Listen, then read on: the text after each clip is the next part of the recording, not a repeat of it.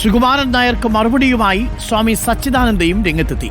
സുകുമാരൻ നായർ പറഞ്ഞത് അദ്ദേഹത്തിന്റെ കാഴ്ചപ്പാടാണെന്നും താൻ പറഞ്ഞത് നാട്ടിലുണ്ടാകേണ്ട പരിഷ്കാരത്തെക്കുറിച്ചാണെന്നും ശ്രീനാരായണ ധർമ്മസംഘം ട്രസ്റ്റ് പ്രസിഡന്റ് റിപ്പോർട്ടറിനോട് പറഞ്ഞു. ഇക്കാര്യത്തിൽ അഭിപ്രായം പറയാൻ NSS ജനറൽ സെക്രട്ടറി സുകുമാരൻ നായരേക്കാൾ യോഗ്യൻ സന്യാസിയായ തനിക്കാണെന്നും സച്ചിദാനന്ദൻ പറഞ്ഞു. അത് അദ്ദേഹത്തിൻ്റെതായ കാഴ്ചപ്പാടാണ്, അഭിപ്രായമാണ്. എന്നെ സംബന്ധിച്ച് ഞാനൊരു സന്യാസിയാണ്, ശിവഗിരി മഠത്തിന്റെ അധ്യക്ഷനാണ്. ശിവഗിരി മഠം ഒരു പ്രത്യേക ജാതിയുടെയോ മതത്തിന്റേതോ അല്ല. അത് ശ്രീനാരായണ ഗുരുവിന്റെ തത്വദർശനത്തെ പിന്തുടരുന്നതാണ്. അത് കേരളത്തിലുള്ള എല്ലാ ജനവിഭാഗങ്ങളെയും ഉൾക്കൊള്ളുന്ന പ്രസ്ഥാനമാണ്. നമ്മുടെ നാട്ടിലുണ്ടാകേണ്ട കാമ്യമായ ഒരു പരിഷ്കാരത്തെക്കുറിച്ചാണ് ഞാൻ പറഞ്ഞത്. സുകുമാരൻ നായർ NSSന്റെ ജനറൽ സെക്രട്ടറിയാണ്. ആ നിലയിൽ അദ്ദേഹം NSSന്റെ മാർഗനിർദ്ദേശം നൽകുന്നു.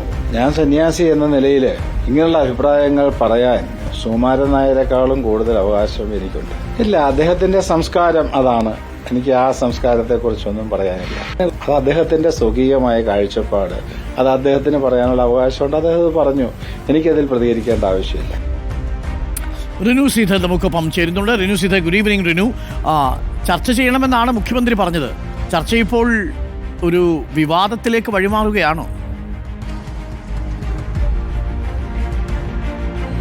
തീർച്ചയായും ഡോക്ടർ അരുൺകുമാർ, എന്തായാലും വർക്കല ശിവഗിരിയിൽ വെച്ചാണ് ഇത്തരത്തിലൊരു പരാമർശം മുഖ്യമന്ത്രിയെ ഇരുത്തിക്കൊണ്ട് സച്ചിദാനന്ദ സ്വാമികൾ നടത്തിയതെന്ന് നമുക്കറിയാം. അത് മുഖ്യമന്ത്രിയും ഏറ്റെടുക്കുന്നു, വലിയ ചർച്ചയായി മാറി, പിന്നീട് സംവാദമായി മാറി, ഇപ്പോൾ ഇത് വിവാദത്തിലേക്ക് എത്തുന്നു. ഇന്നിപ്പോൾ NSSന്റെ ജനറൽ സെക്രട്ടറി കൂടി ഇത്തരമൊരു അഭിപ്രായം പറയുന്നു. പക്ഷേ അദ്ദേഹം രൂക്ഷമായി വിമർശിക്കുകയാണ് ചെയ്തത് സച്ചിദാനന്ദ സ്വാമിയെ. അതായത് ശിവഗിരിയിലെ കാര്യം മാത്രം നോക്കിയാൽ പോരെ, ഹിന്ദുമത വിശ്വാസികളുടെ എല്ലാ ആചാരത്തിലും കയറി ഇടപെടണോ എന്നതടക്കമുള്ള കാര്യങ്ങളാണ് ജനറൽ സെക്രട്ടറി ചോദിച്ചത്. അതിന് കൃത്യമായിട്ടുള്ളൊരു മറുപടിയും സച്ചിദാനന്ദ സ്വാമി നൽകുന്നുണ്ട്. അതായത് NSSന്റെ ജനറൽ സെക്രട്ടറിയാണ് സുകുമാരൻ നായർ, പക്ഷേ താൻ ഒരു സ്വാമിയാണ്, സന്യാസിയാണ്. അതുകൊണ്ട് തന്നെ ജനറൽ സെക്രട്ടറിയേക്കാൾ ഇത്തരം കാര്യങ്ങളിൽ അഭിപ്രായം പറയാൻ എന്തുകൊണ്ടും അവകാശം തനിക്കാണ്, യോഗ്യൻ താനാണ് എന്നുള്ളതാണ് സ്വാമി പറഞ്ഞത്. എന്തായാലും ഈ വിഷയം വലിയ രീതിയിൽ ചർച്ചയ്ക്ക് വഴിവെച്ചിരിക്കുന്നു.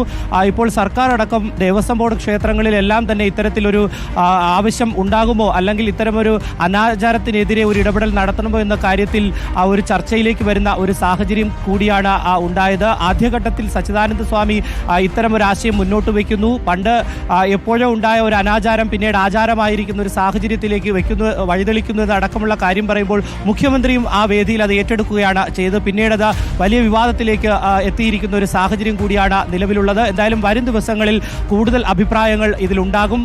വലിയ രീതിയിലുള്ള വിവാദത്തിലേക്ക്, സംവാദത്തിലേക്ക് ഈ വിഷയം പോകുമെന്നുള്ളതിൽ യാതൊരുവിധ സംശയവുമില്ല. കുമാർ, പക്വമായിട്ടുള്ള അഭിപ്രായങ്ങളും പ്രതികരണങ്ങളും ഒക്കെ ഉണ്ടാവട്ടെ ഈ വിഷയത്തിൽ.